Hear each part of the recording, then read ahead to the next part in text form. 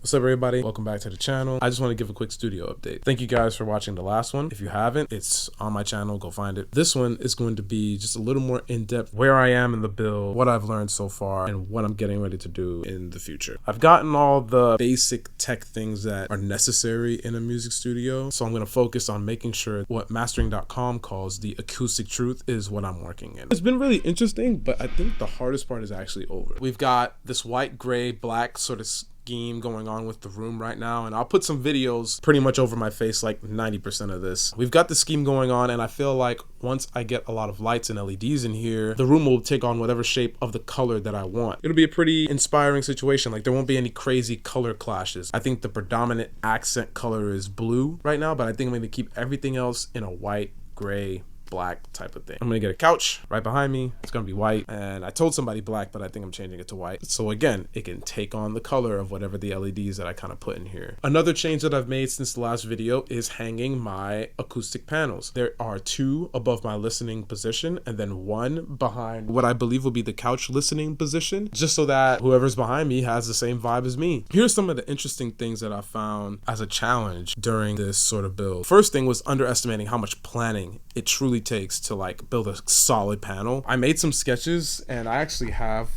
the book right here. This was my original sketch of the room, the way I kind of wanted to lay out from the top. And then these are the sketches that I made for the first panel. Oh, dang. It's all ripped over here. There we go. And then I modified this to fit the big boys that are hanging above me right now. Then I did my best to calculate how much it was. To be honest, I've lost track of this, but we're somewhere in like $1,000 range for everything that I've bought, which is not that bad at all, because I would have gone to somewhere like JIK Acoustics, bought like 6 panels, and then still would have spent more than what I've already spent doing it by myself. Now I'm currently settling on this. So this top point is showing where I'll put the bass traps, which I think is going to be a whole lot more, to be honest, at the end of the day, but it's all good. And then showing where I kind of want to put the couch and the other bass traps there at the bottom. Yeah, this is kind of what it will look like from my listening position. 2 speakers, some bigger bass traps here, and then the smaller bass traps in the middle, basically encompassing my Barefoot Footprint 03s entirely, almost entirely. I think I'm going to give it just a little bit of an air gap. But then what's interesting is this was the most painstaking thing, because I had to measure and measure and measure and measure just to make sure that the cloud panels were in the right spots and in the middle. I must have measured this room probably about 60 different times just to make sure of where the middle was, because I didn't know exactly how to get that measure on point. So, oh man, I don't know if this is going to like matter to anybody, but so I didn't realize how important it was to understand how to use a tape measure. I thought you just extended it and kind of did its thing, bada bing, bada boom, but then that would happen, right? So I'm like, okay, cool. I have a 15 by 11 room, and I wanted to make sure I got the center for my clouds, and just in general to understand how wide my room is, because not only that, there's a staircase right here. The wall kind of curves for the spiral of the staircase going in, so it's a wonky room,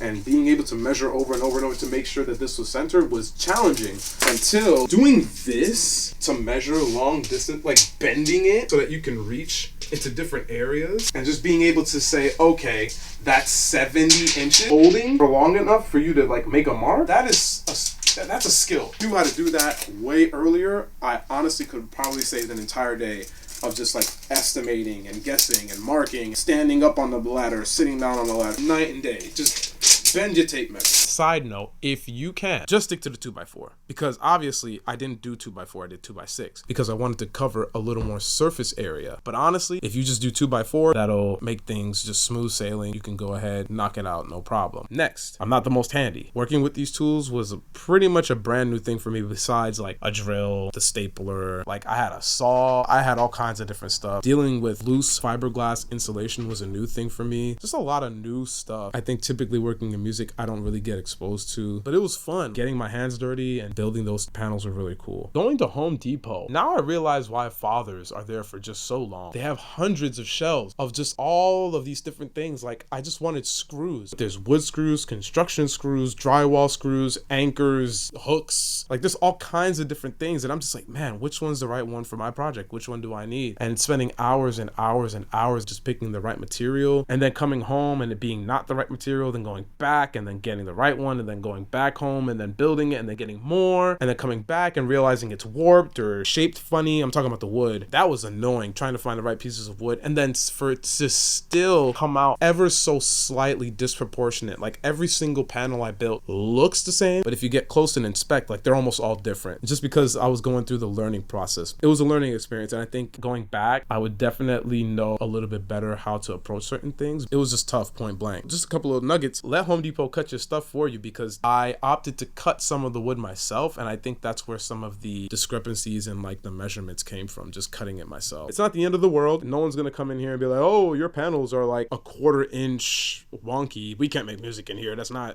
the case. I mean, it was fun. I worked in rain, sleet. No, not sleet. I'm just playing. Rain, sun, hot, cold, day, night. I was just working until these panels were complete, and it was great because it was in the middle of winter break, and so I didn't have to go to work or anything like that. Like, it was just perfect timing. At the end of it, I was pretty tired, but find some downtime on the weekend if you're trying to do a build like this. Big lesson, getting people to help you. Like, really, if I didn't have my sister-in-law, things about how to hold the drill and stuff like that, because she's way more handy than I am. How to hold the drill, how to put pieces together, how to measure, take them apart. Like, get a friend to kind of walk you through this if you're not very handy, or just to help you hold stuff down. Like, I had my dad holding stuff down and just keeping the collaborative energy alive. It was very helpful. These panels are heavy as hell. Actually, I take that back. They're actually lighter than I genuinely thought they were gonna be, but when you're putting them on the ceiling and then when you're doubling them, the two big boys are probably about 35 pounds each-ish. Holding a 60-pound panel combination thing, 70-pound thing, and then hanging it from the ceiling by yourself is not only difficult, but stupid. It was just my raw ego that I was like, man, I just want to see if I can hang it myself. I mean, I did it, but like, it didn't have to be that way. I literally could have called anybody in the house. They would have came and helped. Make friends. Have a friend that'll help you hang that thing, and even build it, because it just makes things go like that so much quicker. I'ma definitely need a friend to put this back after I put the wood finishes to it, because if you could tell by the pictures and the videos, it still has exposed upholstery fabric. That's not the vibe that I'm going for. I want it to look clean. I want it to look sleek. So I want to take some 1x2s and the appropriate lengths. I think the smaller ones are 6 inch, and then these are 10 inches. So I'll take a 1x2x6 and a 1x2x10, put them onto the side, cover those. Just as long as everything is acoustically right, those will stay. But biggest thing that I'm getting ready to do, the entire front wall, basically tube trapped. The reason why I'm going with tube traps, I just don't want the corner stuff. Like, to me personally, it's not as inspiring to have these corner rectangular or triangular base trap things. It's not the vibe I'm going for. And I honestly, that's one of my primary reasons. It's so stupid. I've seen some people like roast tube traps and be like, oh, it looks like you're in a carpet showroom. I believe that the tube traps look a lot cooler, a lot more inspiring. Just something about a cylindrical absorption solution feels a lot better to me. Plus, I've done some research. It looks like they work better too.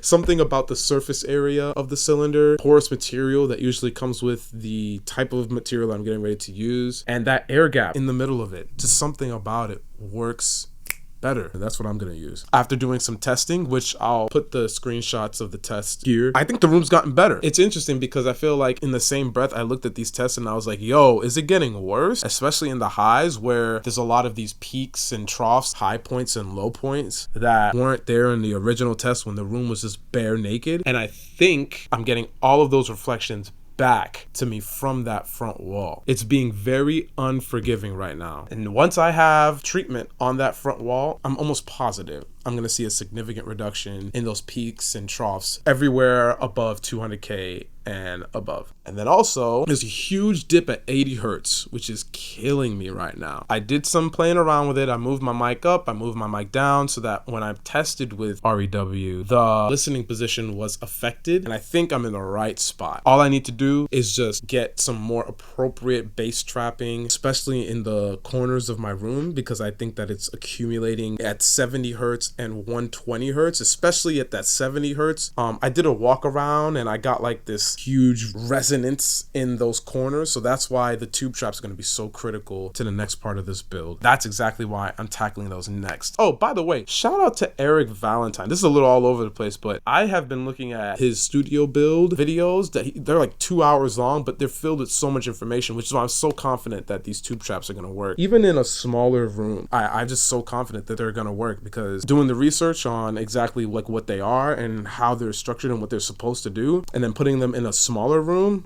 it's going to take care of it, no problem. If it doesn't, then I guess that's another mystery that we'll have to solve. But yeah, I was on the phone with the people who are going to send the materials over all the way from like New Jersey, just because Houston doesn't have that type of stuff in person. So that's the next step. I invite you to roast my current setup, critique my process, tell me a little bit about your process, your studio, what you got going on, and let me know also some more of the musical things that I can put in here. I have the very basics. I was really optimizing for having a good vocal recording setup. As I explore more production things, I'm really starting to lean into, okay, what kind of synths do I like? What sounds do I like? What type of guitar should I grab if I want to do some more guitar? What type of keyboard should I snag? Because I already got the Rolly. All I have besides that is just my Yamaha P45. But this has been with me since college, so it's going to be a very hard time getting rid of this. And like all the keys still work. Like this, I even spilled like soup into this thing, like into the keys, and it still works. I ain't getting rid of this anytime soon. But anyway, pretty much it for this video. If there's anything else extra, I'll put it after this. But like, you know what to do if you like this video. Appreciate you for pulling up. Peace.